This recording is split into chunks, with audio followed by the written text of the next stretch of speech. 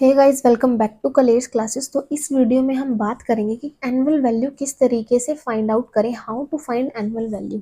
ठीक है, अब जो हमारा एनुअल वैल्यू है बिल्डिंग लेट आउट के केस में किस तरीके से हमने फाइंड आउट करना है। अब जो बिल्डिंग लेट आउट कर रखी है एसएससी की इनकम सिर्फ एनुअल वैल्यू के बेसिस पे ही आप कंप्यूट कर सकते हो, और अगर ये एनुअल वैल्यू आप गलत निकालते हो तो आपका सारा क्वेश्चन गलत हो जाएगा। तो इसको ध्यान से समझना कि एनुअल वैल्यू कैसे निकलेगी।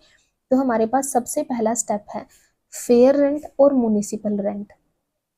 फेयर रेंट का मतलब होता है कि जो भी दूसरे हाउसेज हैं उनसे जो रेंट लिया जाता है, यानी कि आसपास में जिन्होंने भी प्रॉपर्टी लेट आउट कर रखी है वो जो रेंट लेते हैं, तो जो रेंट चल रहा है उसको फेयर रेंट बोलते हैं। म्युनिसिपल रेंट आई थिंक जो गवर्नमेंट चार्ज करती है अगर कोई प्रॉपर्टी वो लेट आउट करती है।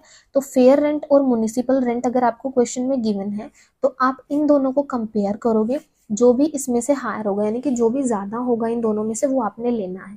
ठीक है, स्टेप 2 आपने क्या करना है, रिजल्ट ऑफ स्टेप 1 यानी कि जो भी यहाँ से आपका निकल के आया, जो भी हायर है वो आपने ले लिया, और स्टैंडर्ड रेंट यानी कि जो आपने डिसाइड करा होगा कि इतना मेरे को मिल सकता है, स्टैंडर्ड रेंट अगर गिवन है क्वेश्चन में, तो आप स्टेप 1 का जो रिजल्ट आया जो भी हायर है स्टैंडर्ड रेंट से उसको कंपेयर करोगे। विच एवर इज लोअर, दोनों में से जो भी कम होगा वो आपने लेना है, वो आपका एक्सपेक्टेड रेंट कंसिडर होगा। ठीक है, पहला स्टेप फेयर रेंट और म्युनिसिपल रेंट कंपेयर करो, जो भी हायर है वो लेना है। जो भी हायर आपके पास आया स्टेप 1 का जो भी रिजल्ट आया उसको स्टैंडर्ड रेंट से कंपेयर करो, जो भी लोअर आएगा वो आपका एक्सपेक्टेड रेंट कंसीडर होगा।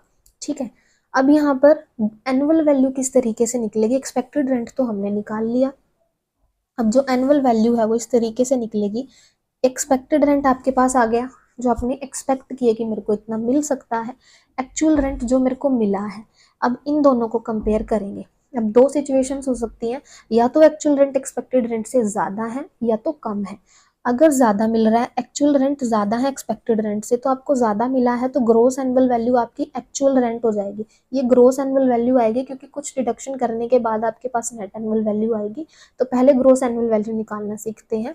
एक्चुअल रेंट से अगर एक्चुअल रेंट आपका ज़्यादा है एक्सपेक्टेड रेंट से तो gross annual value actual rent हो जाएगा आपका। और दूसरी सिचुएशन हमारे पास आती है कि एक्चुअल रेंट जो है हमारा एक्सपेक्टेड रेंट से कम है। अब यहाँ पर दो सिचुएशन हो सकती हैं, अनरियलाइज रेंट हो गया यहाँ पे।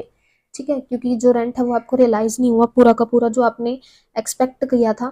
ठीक है, तो बिकॉज ऑफ वैकेंसी, वैकेंसी की वजह से जो एक्चुअल रेंट है आपका वो कम है एक्सपेक्टेड रेंट से, या फिर किसी अदर फैक्टर की वजह से कम है। अगर वैकेंसी की वजह से आपका कम है तो gross annual value actual rent के इक्वल हो जाएगा जो आपको रिसीव हुआ है एक्चुअल में।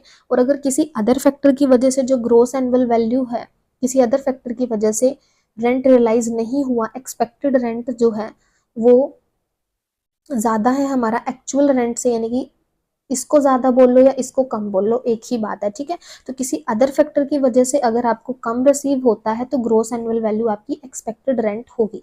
सीधी सीधी बात है, अगर ज़्यादा है एक्चुअल रेंट तो हमारा एक्चुअल रेंट ही ग्रोस एनुअल वैल्यू हो जाएगा।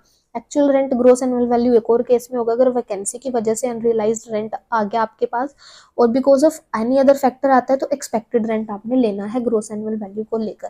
ठीक है, ये हो गई हमारी एनुअल वैल्यू। नेक्स्ट वीडियो में हम पढ़ेंगे इसकी डिडक्शंस क्या क्या होंगी नेट एनुअल वैल्यू निकालने के लिए। सो इसी के साथ हम करते हैं आज की वीडियो को एंड।